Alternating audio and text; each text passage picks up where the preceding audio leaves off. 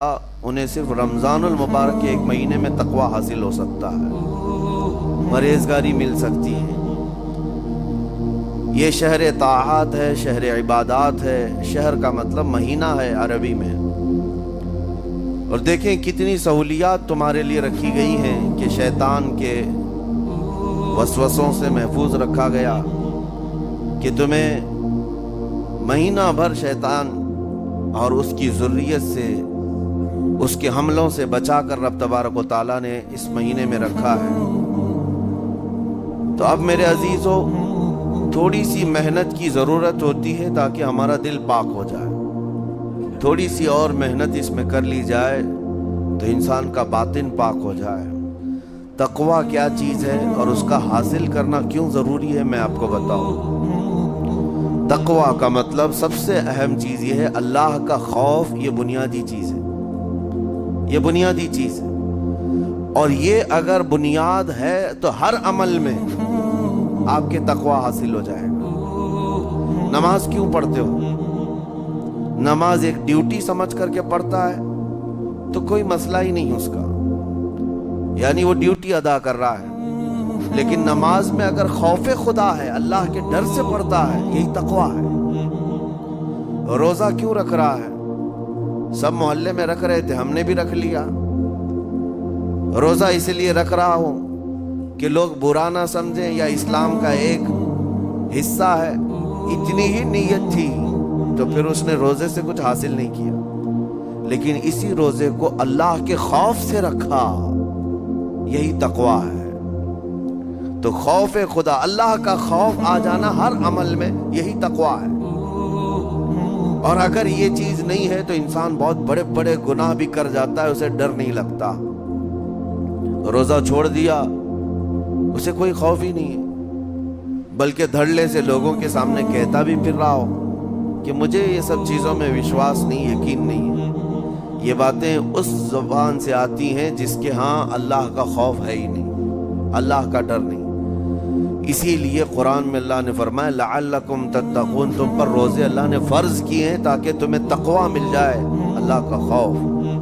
اور یہ کتنی اہم چیز ہے میں آپ کو بتاؤں، خوف خدا۔ خوف خدا کا مطلب کہ اللہ کا ڈر، اللہ کا خوف، یہ تمہاری پوری باڈی کو صحیح کرتا ہے، اندر سے بھی باہر سے بھی۔ خوف خدا، تم ہر قدم پر اگر یہ سوچتے ہو کہ میرا رب مجھے دیکھ رہا ہے، جیسے کہ آپ کو پتہ ہے حدیث پاک میں حضور صلی اللہ تعالیٰ علیہ وسلم سے پوچھا بھی گیا تھا احسان کیا ہے، یعنی نیکی کس کو کہتے ہیں؟ حضور نے فرمایا تم نماز ایسی پڑھو یا عبادت ایسے کرو جیسے تم اللہ کو دیکھ رہے ہو۔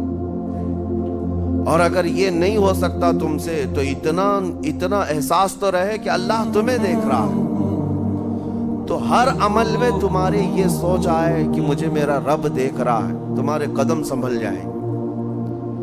آج آپ مسجد میں بیٹھے ہیں، ادب سے بیٹھے ہیں، حالانکہ ایک آدھے گھنٹے کے بعد جسم کو پھیلنے کی حاجت ہونے لگتی ہے، تھوڑا پیر پھیلا لوں، پیٹھ کو ٹیک دے دوں، نہیں کرتے آپ، اس لیے کہ آپ کو احساس ہے کہ امام صاحب دیکھ رہے ہیں، مفتی صاحب دیکھ رہے ہیں، یا پھر مجمع میں لوگ دیکھ رہے ہیں۔ تو یہاں پر ہمارے دیکھنے کے احساس سے آپ کے پیر نہیں پھیلتے ہیں، آپ پھیل کے نہیں بیٹھتے۔ تو ہم میاں نہ سزا دینے والے نہ جزا دینے والے۔ یہی احساس اگر اللہ کے دیکھنے کا ہو جائے کہ میرا رب مجھے دیکھ رہا ہے، تو پھر آپ کو کسی نگرانی کی ضرورت نہیں، کہیں کسی سی سی ٹی وی کی ضرورت نہیں۔ اللہ کا خوف اگر بندے کے دل میں آ جائے، وہ ہر لمحے، ہر گھڑی، ہر علاقے میں محفوظ رہتا ہے، اپنے آپ کو محفوظ رکھتا ہے۔ میرے عزیزو، 4 سال کی عمر ہے امام اہل سنت فاضل بریلوی رحمۃ اللہ علیہ، امام محمد رضا خان رحمۃ اللہ علیہ، 4 سال کی عمر میں روزہ رکھ لیا۔ گرمیوں کی شدت تھی، گھرانہ علمی گھرانہ ہے، باپ بھی بڑے عالم دین، دادا بھی بڑے عالم دین ہیں۔ 4 سال کی عمر میں روزہ تو رکھ لیا، اور جب تھوڑی دوپہر ڈھل گئی، اچھوں کی حالت دھوپ کے دنوں میں خراب ہونے لگتی ہے، تو شام ہونے کو قریب تھی کہ ایک کمرے کے اندر दादा मोहतरम ने पोते को बंद कर दिया और कुछ फल फ्रूट सारी चीजें अंदर रख करके दरवाजा बाहर से बंद कर लिया। कहा बेटा खा लेना, मैं किसी को बताऊंगा नहीं, किसी को नहीं बोलूंगा। 4 साल की उम्र है, तुम्हारा रोजा भी रहेगा, खा करके थोड़ा पेट हल्का कर लेना। तो ये दरवाजा बंद करके दादा मोहतरम चले गए। काफी देर के बाद दरवाजा खुला तो वो फल फ्रूट वैसे के वैसे ही, बच्चा वैसे ही बैठा हुआ। इमाम अहमद रजा रहमतुल्लाह ताला अलैह, 4 साल की उम्र की बात कर रहा हूँ। दादा ने आकर पूछा बेटा खाए नहीं, दरवाजा बंद कर लिया था। तो 4 साल की उम्र में मौलाना इमाम अहमद रजा कहने लगे खा तो लेता, लेकिन हर घड़ी मेरा मौला तो देख रहा है, जिसके लिए रोजा रखा वो तो देख रहा है। ये है तकवा, ये है खौफ खुदा, कि अगर ये किसी के दिल में बैठ जाए, उसे लोगों को दिखाने की या लोगों के उसे देखने की कोई जरूरत ही नहीं। मेरे अजीजों, तकवा हासिल करने का ये इतना बेहतरीन रास्ता है, इतना बेहतरीन रास्ता है। आप रोजा हैं, किसको पता है? मैं रोजा हूं, किसको पता है? ये राज है मेरे और अल्लाह के दरमियान। आप रोजा हैं, ये राज है आपके और अल्लाह के दरमियान। बहुत सारे मौके आपके पास हैं दिन भर में, फजर से लेकर असर तक कई मर्तबा वजू में जाना पड़ता है। बाज़ाब्ता आप कुल्ली कर रहे हैं, आधा निकल जाते, किसको खबर है? या कहीं छुप करके कोई हल्की सी चीज चबा लेते, किसको खबर है? इसलिए कि ये अंदरूनी मामला है, राज है। आप खा रहे हैं, पी रहे हैं या नहीं खा रहे हैं, नहीं पी रहे हैं, ये कोई दूसरा नहीं कह सकता। आपके और आपके अल्लाह के दरमियान ये राज है। और आप बचे हुए हैं, हलक सूखा है शाम के वक्त और पेट भी पीठ से लगने आ जाती है। काम करने वाले जानते हैं कि शाम होते ही रोजे का असर किस कदर जाहिर होता है। काम करने वालों को ज्यादा असर पड़ता है, एसी में सोने वालों को रोजा कहाँ पता चलता है। लेकिन उस वक्त भी वो न पानी का एक कतरा हलक में डालना चाहता है, ना कोई चीज छुप करके चबाना चाहता है। मुझे बताओ मेरे अजीजों, क्यों अपने आप पर ये तकलीफ और अपने आप पर ये ज्यादती कर रहे हो? आपको अंदाजा होता है ये मैं ज्यादती नहीं कर रहा, ना ही अपने आप को तकलीफ में डाल रहा हूं, ये मेरे रब की रजा है, मैं इसी पर कायम। इसीलिए फरमाया गया कि जब इफ्तारी का दस्तरखान बिछता है और पहले ही आकर के लोग बैठते हैं, और ये सुन्नत भी है, ऐसे नहीं कि भागते भागते आप आए, वक्त हुआ, खजूर लिए और खा गए। इफ्तारी के वक्त से थोड़ी देर पहले बैठ जाओ। तुम्हारे दस्तरखान पर नियामतें रखी हुई हैं, फल भी हैं, मेवाजात भी हैं, कुछ खाने पीने की चीजें भी हैं, ठंडा शरबत भी है, देखते हुए बैठे हैं आप, लेकिन हाथ नहीं लगाते। इंतजार है वक्त का कि इधर सूरज के गुरूब होना है और मेरी इफ्तार होनी है। ऐलान सुनते हैं, अजान सुनते हैं, उसके बाद आप उठाते हैं, लेकिन उतनी देर तक आप खामोश बैठे हैं दस्तरखान के पास, सारे लोग देखते रहते हैं। ये वो मंजर है जिसको फरमाया गया रब्बे जुल जलाल भी अपने बंदों को देख रहा है, रब तबारक व तआला भी देख रहा है अपने बंदों को।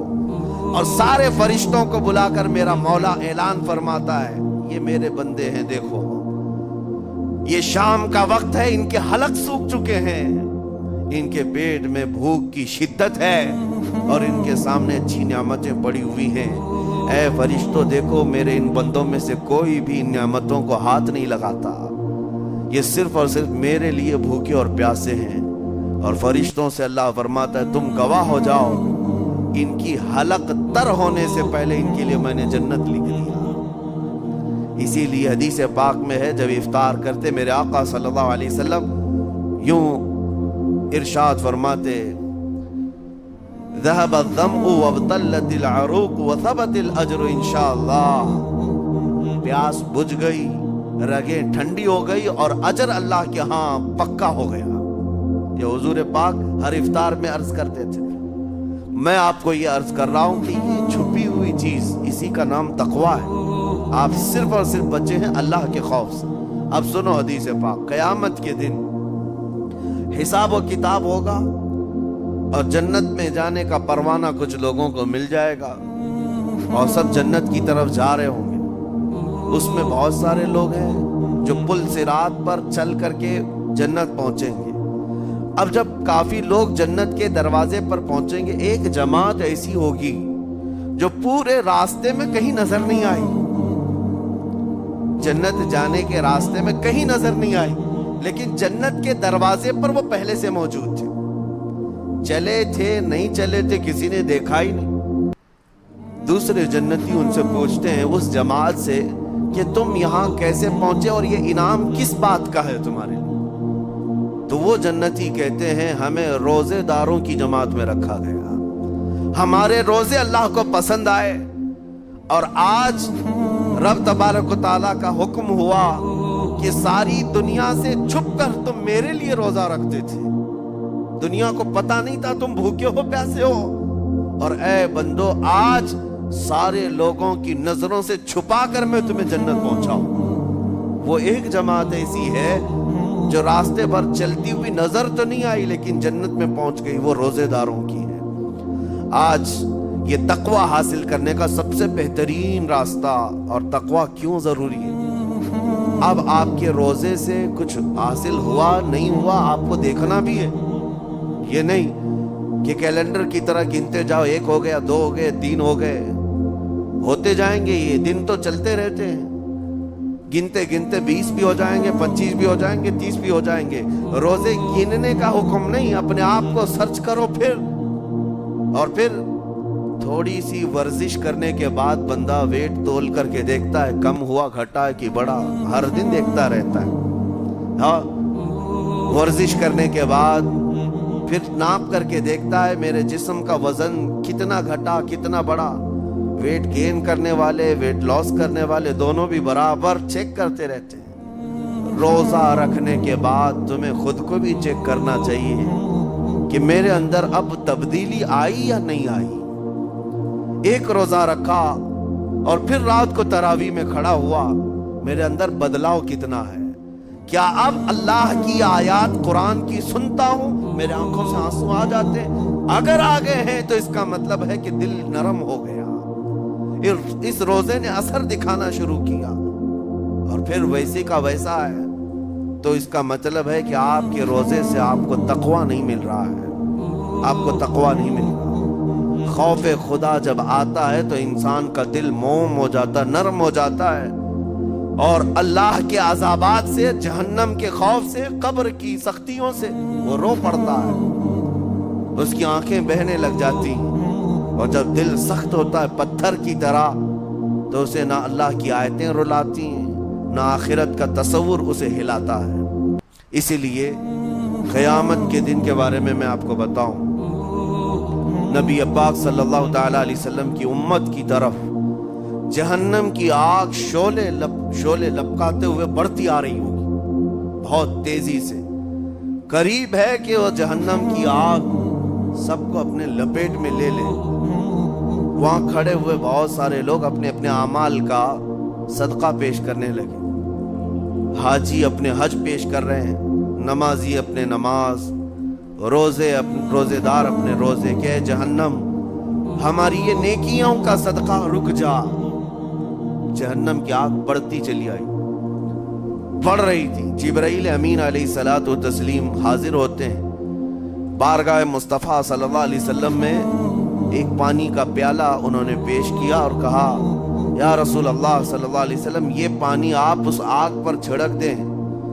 نبی پاک صلی اللہ تعالیٰ علیہ وسلم نے وہ پانی اس آگ کی طرف پھینکا تو آگ دور چلی گئی، جو جہنم کی آگ اچانک بجھ گئی، کافی دور چلی گئی جو امت کی طرف لپک رہی۔ رسول رحمت صلی اللہ تعالیٰ علیہ وسلم نے پوچھا جبرائیل سے یہ اتنا اثردار پانی ہے کون سا؟ یہ جبرائیل امین عرض کرتے ہیں یا رسول اللہ یہ آپ کے ان امتیوں کے آنسوؤں کا پانی ہے جو رات کھڑے ہو کر اپنے رب کے خوف سے رویا کرتے تھے، وہ اللہ کے خوف سے تھر تھراتے تھے، ڈر کر کے ان کی آنکھوں سے جو آنسو آتے۔ جبرائیل امین کہتے ہیں میں نے وہ آنسو جمع کر رکھے تھے اور وہ آج میں نے آپ کے سامنے پیش کیا۔ ایک آنسو کا قطرہ جہنم کی آگ بجھانے کے لیے کافی ہے۔ موتی سمجھ کے شان کریمی نے چن لیے قطرے جو گرے تھے عرق انفعال کے۔ عزیزان گرام وقار، یہی وہ تقوی ہے، یہی وہ خوف خدا ہے جس کے متعلق اللہ قرآن میں فرماتا ہے لعلکم تتقون، تاکہ تمہیں تقوی مل جائے، اسی لیے روزے رکھے گئے، روزے فرض کیے گئے۔ تمہارا دل اگر سخت کا سخت ہی رہ گیا تو روزے اثر نہیں کر رہے ہیں، روزے اثر نہیں کر رہے۔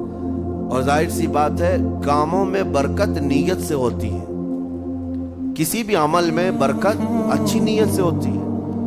اگر کوئی روزہ اس لیے رکھ رہا ہے، جیسے بہت سارے فائدے گنائے جاتے ہیں نا، روزہ رکھنے سے کینسر نہیں ہوتا، روزہ رکھنے سے جسم کے فاسد مادے ختم ہو جاتے ہیں، نکل جاتے ہیں، ڈاکٹرز بھی مشورہ دیتے ہیں مہینے میں ایک مرتبہ، ہفتے میں ایک مرتبہ باڈی کو فری چھوڑنا چاہیے۔ تو یہ تو جسمانی فائدے تو رکھے گئے ہیں، لیکن اگر تم روزہ اس نیت سے رکھ رہے ہو کہ میری باڈی صحیح ہوتی رہے، تو گویا کہ تم تو اپنی دنیاوی غرض سے روزہ رکھ رہے تھے۔ یہ فائدے تو ملنا ہی ملنا ہے، یہ فائدے یوں بھی ملیں گے اللہ تعالیٰ کی طرف سے آپ کو، لیکن نیت وہ نہیں۔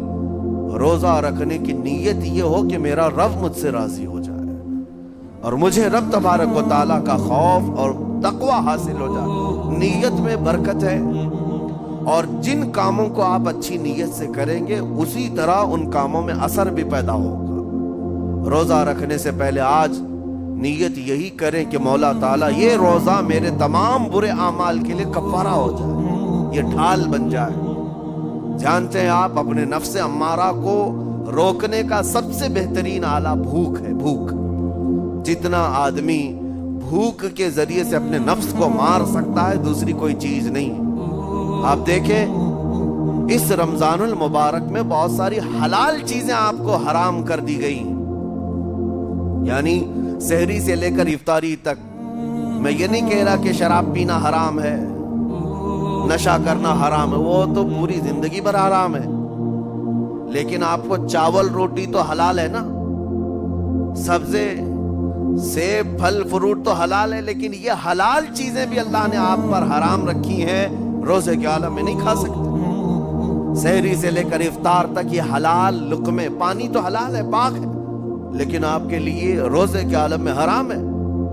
اسی طرح شادی شدہ مرد اپنی عورت کے ساتھ زندگی بھر کبھی بھی جمع کر سکتا ہے، رات میں سو سکتا ہے، لیکن حالت روزہ میں وہ حلال کام بھی حرام ہے، حلال کام بھی حرام ہے۔ اپنی عورت سے جمع کرنا حالت روزہ میں کیوں روکا گیا؟ کھانا پینا بھی حلال تھا، عورتوں کے ساتھ شباشی بھی حلال تھی، لیکن روزے کے عالم میں ان حلال چیزوں کو روکا گیا۔ تو آپ سوچ سکتے ہیں اس چیز کو، سوچ سکتے وجہ یہ ہے کہ حلال چیزوں سے آپ کو روک کر بڑے حرام چیزوں سے بچانا مقصود ہے۔ آج اگر اپنے آپ میں اتنا کنٹرول کر لے جاؤ کہ چند حلال چیزوں سے دن بھر بچ سکتے ہو، انشاءاللہ رمضان کے بعد بڑی حرام چیزوں سے بھی اللہ آپ کو محفوظ رکھے گا۔ میرے عزیزو، برا ہے ان لوگوں کا، برا ہے ان لوگوں کا، برا ہے ان لوگوں کا جن کو میرے آقا صلی اللہ تعالی علیہ وسلم نے دعائے ہلاکت فرمائی۔